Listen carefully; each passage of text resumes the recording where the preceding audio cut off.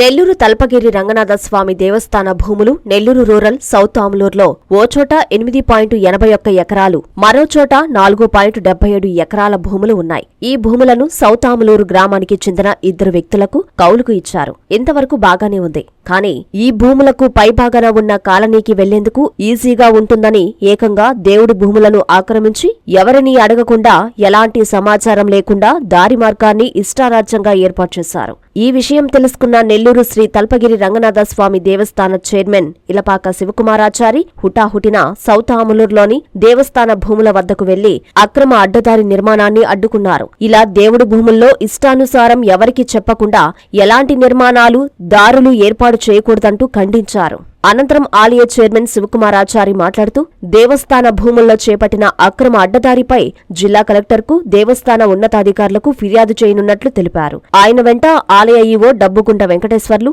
తల్పగిరి రంగనాథ స్వామి దేవస్థానం సభ్యులు ఉన్నారు.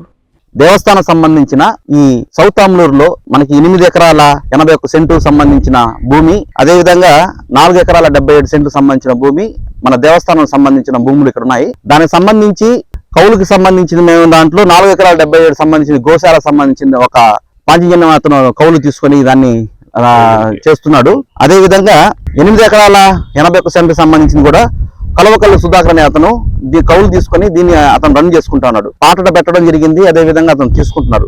ఇలాంటి సందర్భంలో మనకి ఎటువంటి ఇంటిమేషన్ అంటే కమిషనర్ గారి నుంచి, దేవాదాయ శాఖ సంబంధించిన కమిషనర్ గారి నుంచి అయితేమి, మా దగ్గరికి వచ్చి మా ఈఓ గారికి సంబంధించిన అయితేమి ఎటువంటి అర్జీలు కానీ ఎటువంటి వివరణ ఇవ్వకుండా ఈ విధంగా అడ్డగోలుగా ఈ విధంగా రోడ్డు వేయడము, ఇది ఎంతవరకు న్యాయం అనేది మేము మా దేవస్థానం తరఫున, కమిటీ తరఫున, ప్రజల తరఫున కూడా మేము మీ అందరికీ విన్నవించుకుంటున్నాము. అదేవిధంగా మేము ఇంతకుముందు కూడా ఈ విధంగా రోడ్డు వేస్తున్నప్పుడు కలెక్టర్ గారికి, అదేవిధంగా ఎస్పీ గారికి, తర్వాత అదేవిధంగా దానికి సంబంధించిన అధికారులందరికీ కూడా మేము, కమిషనర్ గారికి అందరికి కూడా మేము విన్నవించడం జరిగింది. వినతిపత్రం ఇవ్వడం కూడా జరిగింది. అవన్నీ అసలు లెక్క వేయకుండా ఈ రోజు మేము ఆ రోజు ఏంటంటే కంచి కట్టాం.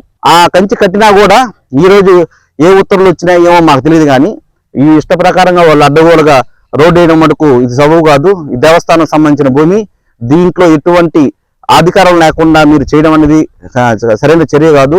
దయచేసి ఇలాంటివి మానుకోండి. దానికి సంబంధించిన అధికారులకి మేము వినతి పత్రిక ఇస్తున్నాము. అదేవిధంగా ఇక్కడ లోకల్లో దానికి సంబంధించిన పోలీస్ స్టేషన్లో కూడా మేము ఆల్రెడీ కంప్లైంట్ పెట్టున్నాము. దీనికి అందరి అధికారులు స్పందించాలని చెప్పేసి కోరుకుంటున్నాం.